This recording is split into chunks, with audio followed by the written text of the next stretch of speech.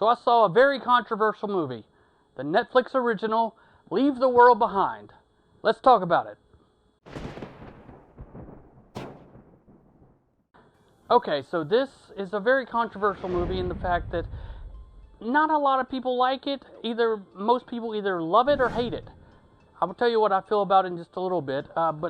So this movie was adapted from the book with the same name by the by the director of Mr. Robot, Sam Esmail, I believe.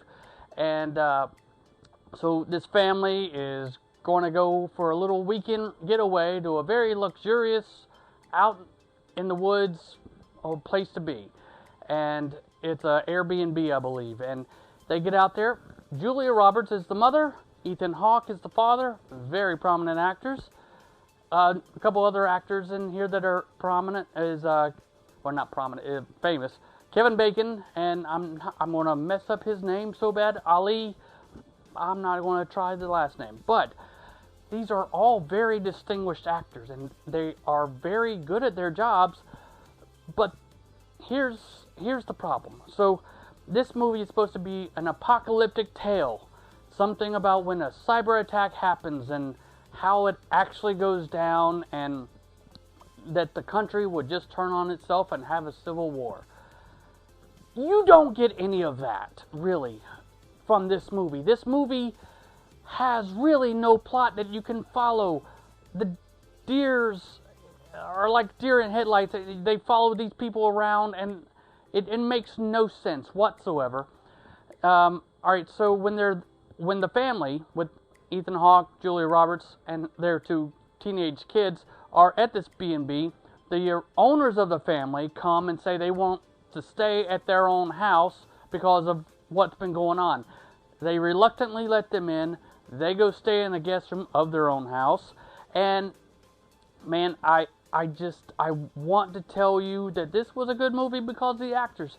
This was a horrible movie. Now, the reason it was horrible is because the plot didn't lead to anywhere. I was watching it with a buddy of mine, Ed Lawless, and he's like, there's only 20 minutes left in this movie, right? And I'm like, no way. There was no climax. The writing was bad. They didn't tell you anything.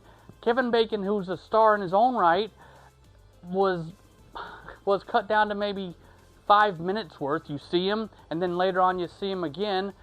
And I wanted to think that this movie was going to be good, but it's 2.5 hours. Why has everything gotten so long? And if it's so long, it should have some sort of plot that makes it have to be that long. This movie should have been over at 1.5 hours, and it still would have not made any sense. So I'm going to jump on the bandwagon of this movie is not worth your time, is not worth anyone's time. Do not bother with it. Netflix should not have put it out. The Obamas should not have made it. I get it. They want to be a part of Hollywood.